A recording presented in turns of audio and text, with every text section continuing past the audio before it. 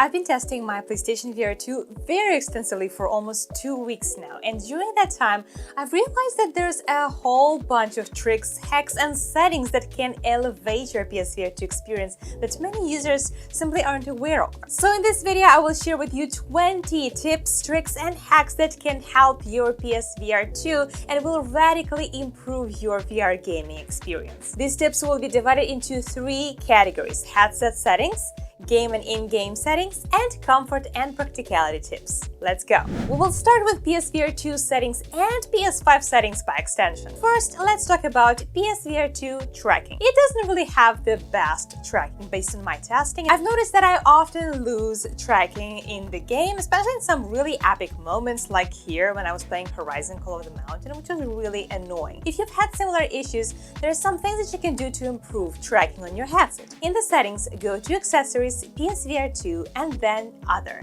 From here, you can enable tracking support, which will significantly improve tracking. But beware that this will also create a border around the gameplay display on the screen. Keep this in mind if you want to share your gameplay with your friends and family. The actual window will be a bit smaller. However, you may still have some issues with tracking, and this could be due to poor lighting in your room. PSVR2 requires a very well-lit space in order to operate smoothly. But thankfully, you can buy something like this infrared mini night vision light, and when you direct it towards your headset, this will solve this issue. The cameras on the PSVR2 are sort of like night vision cameras, and they will be able to see this infrared light, which will simulate the actual light, and if you set it up in your room, you'll be able to enjoy VR gaming even in a darkened room. I will leave the link to this product in the description, so check it out and get it if you want to. Another really cool feature of the PlayStation VR2 is the cinematic mode, which will allow you to watch Netflix, YouTube, or play any PlayStation 5 game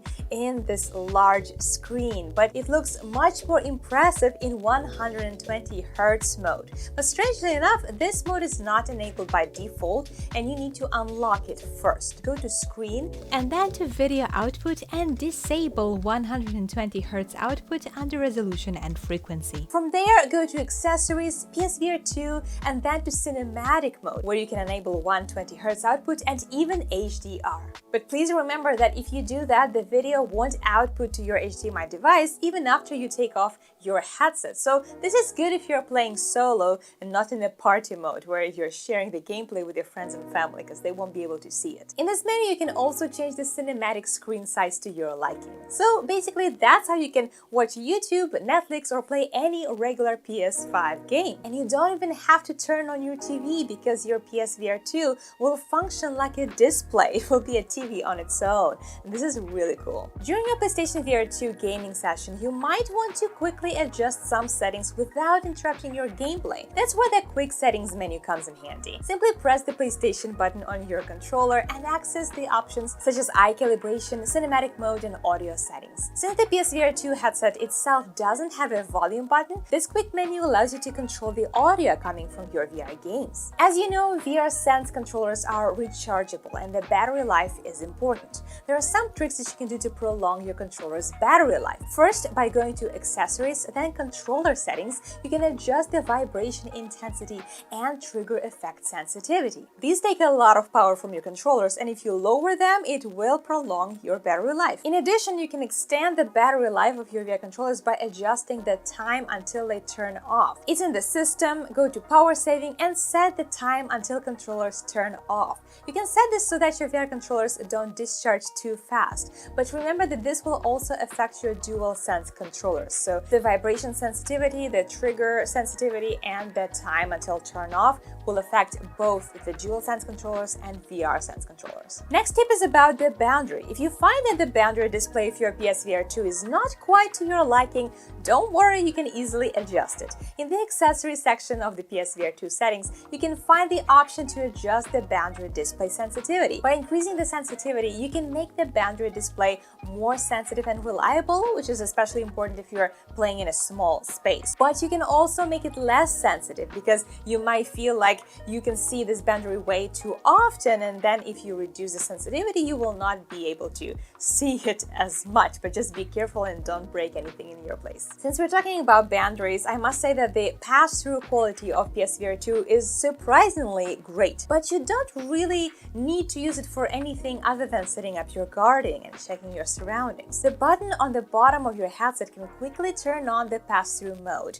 You can customize its function to better suit your needs. For example, you can set it to mute the microphone if you're playing multiplayer games. And to do this, go to the accessories section, then select VR headset and function button assignment, where you can change it to mute your microphone. Now playing multiplayer games on PSVR2 with your friends has become even more intuitive. And here are some tips related to games and in-game settings in PSVR2. We've talked about enabling 120 Hz in your PSVR2, which will definitely make your games look much smoother, but in some games you need to enable it manually inside the game settings. So if you don't see any difference in the game's frame rate after enabling 120 Hz earlier, then check if there is also a 120 Hz mode that needs to be enabled inside the game. At the same time, it works the other way around. If you just enable it inside the game, but you haven't enabled it in the PSVR2 menu, then you still will not see any difference. So you need to make sure that you change it both in the PSVR2 settings and inside the game, if the game gives you that option, in order to get the best possible performance. Now, the black vignette, also known as tunnel vision, is used in some games to reduce motion sickness because it reduces the field of view during the dynamic in-game motion. However, some players find it distracting or prefer a wider field of view, and if you're not prone to motion sickness, you can remove that black vignette in the game settings. But if you're new to VR and quick movements make you dizzy, then better keep it on. In addition to removing the black vignette, there are also other comfort options that you can adjust to make your VR experience more comfortable. Smooth turning can be difficult to handle for some players, so snap turning might be a better option. You can also choose between teleportation and smooth locomotion to move around in the game world. Horizon Call of the Mountains, for example, has hand-based movement option that allows you to move by using your hands instead of your thumbsticks. If you are prone to motion sickness in VR, I recommend that you experiment with these different comfort options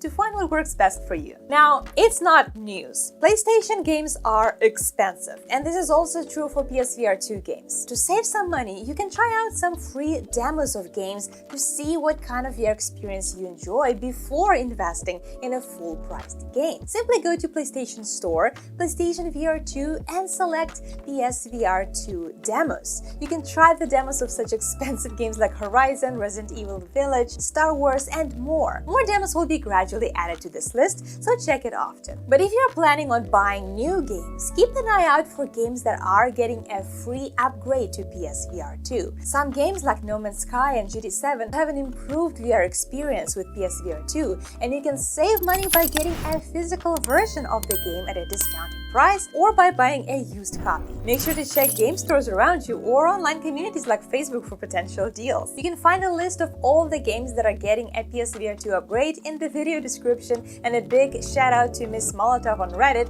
for compiling that list. Finally, there are some very important tips that you should know about regarding PSVR2 comfort and practicality, so listen up. Let's talk about comfort and how to wear your PSVR2 properly. This is probably the most important thing, and we are starting with that. One issue that many users have experienced is blurriness. PSVR2 famously has a very small sweet spot. However, it's not as bad as many people are saying. There are several components to achieving the best visuals on your PSVR2. Clean lenses, a correct and comfortable fit on your head, IPD or interpupillary distance, and calibrating eye tracking. First, you need to make sure that you wipe your lenses with clean microfiber cloth before putting the headset on. Then it is important to find the right position of the headset on your head. Pull out the eye visor and put on the headset. Many users make a mistake of putting the back strap way too high. The back strap needs to go all the way down almost to your neck, and then fit it comfortably on your forehead and bring the visor closer to your eyes. Finally, you'll need to calibrate your lens distance. To adjust adjust the lens distance and eye tracking, go to Accessories, PSVR2, VR headset, and adjust lens distance. Or while wearing the headset, you can simply push the PlayStation button and bring up the quick menu to select those options. If you do each of these steps, then you will ensure the most comfortable and blur-free fit of PSVR2 on your head. Of course, if you're wearing glasses, then your absolute must-have accessory is prescription lenses, like these ones from VR-Rock. Your VR lenses are precious and you don't want to scratch them with your glasses. Needless to say, it's very uncomfortable to wear glasses and VR. VR-Rock will make sure that you have the best visual experience in VR, as you can order a custom pair of lenses with your prescription and even add optional but useful features like anti-blue light filter and anti-glare. All great to have when you're using external lenses. VR-Rock have recently started supporting PSVR2, but they already have lenses for so many other headsets, and if you use this code that you can see on the screen at the checkout, you will receive a discount. I'm not getting commission on this code, I simply asked for it because I wanted to get the best deal for my viewers. So I hope you will take advantage of it because this will elevate your PSVR2 experience if you're wearing glasses. There is one more way to enhance the comfort of your PSVR2 that you may consider. You can add a third-party top strap to add some extra support. I purchased one from Etsy from the Quest Pro because I didn't find the design of that headset very comfortable, and the top strap really helps. And it also works on the PSVR2. This will help distribute the weight of the headset more evenly across your head, making it feel less heavy and reducing the strain on your neck. So if you're still struggling finding the best position of the headset on your face, then try it, maybe this will help you. Now, regarding the audio, you can use the earbuds that came in the box. In fact, I really like their design. They made it specifically for PSVR2, but you can also buy over-the-ear headphones if you prefer them, as long as they fit over the bulky PSVR2. I used the ones from Logitech and they work just fine. However, if you prefer to save the money and use the earbuds that come in the box, here's a little tip for you. Have you seen those little holes on the headset? They might look like a design element, but they're actually made to hold your earbuds once you're done playing. Surprisingly, the first generation of PSVR also had them, but most people never knew its purpose. And you probably didn't know this either until now. When using a VR headset, it can be easy to lose track of where you are in your play area, which can be disorienting and it can even cause motion sickness. A VR mat is designed to help with this issue because it can provide a designated space, and the texture surface can also help reduce the feeling of motion sickness by providing a stable and consistent reference point. That's the one that I use, and it has this texture surface only at the front, and I always know which side I am supposed to be facing. There are many different types of VR mats available on the market. I will put the link to the one that I use. To be honest, you can even use a yoga mat. It's still going to work just fine. Here's an important tip both for your VR headset and for your PS5. If you're running out of storage space on your PS5, consider buying and installing an internal SSD drive. The PS5 storage can fill up quickly, especially with the abundance of VR games that are being released. By installing an external SSD drive, you can expand your storage capacity and improve the performance of your system. I personally bought a 1TB SSD drive to get started, and I've been really happy with it. It's extremely fast and it allows me to play all my games directly from it without any lag and loading times. And installing it was very simple. It literally took me probably like 10 minutes from start to finish. Just keep in mind that even if you set it as your game installation destination, your save files and your media files will still be saved on your main PS5 storage. However, those usually don't take a lot of room and the whole problem of installing games will be solved. Another tip for comfort is to easily tighten the wrist straps. They have a really cool self-tightening design. However, if you prefer not to have any wrist straps at all, you can remove them. Simply twist them like that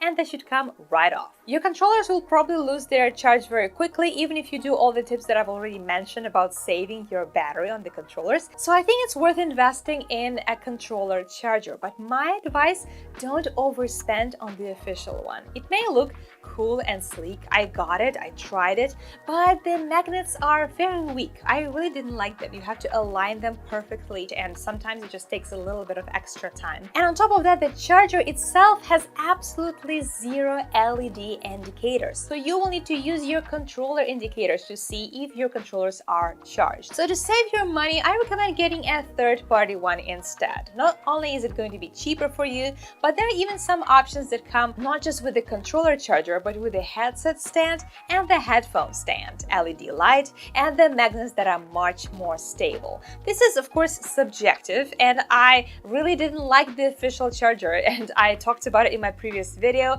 I recommended a third-party charger that I'm using. You can see it right here, and if you want, you can just watch my video and see what I think about that third-party charger. I will also include the link to that charger in the video, or you can select one of many others that are sold on Amazon or other stores. And make sure to subscribe for more awesome PSVR2 and VR content. Thank you so much for watching, and see you next time.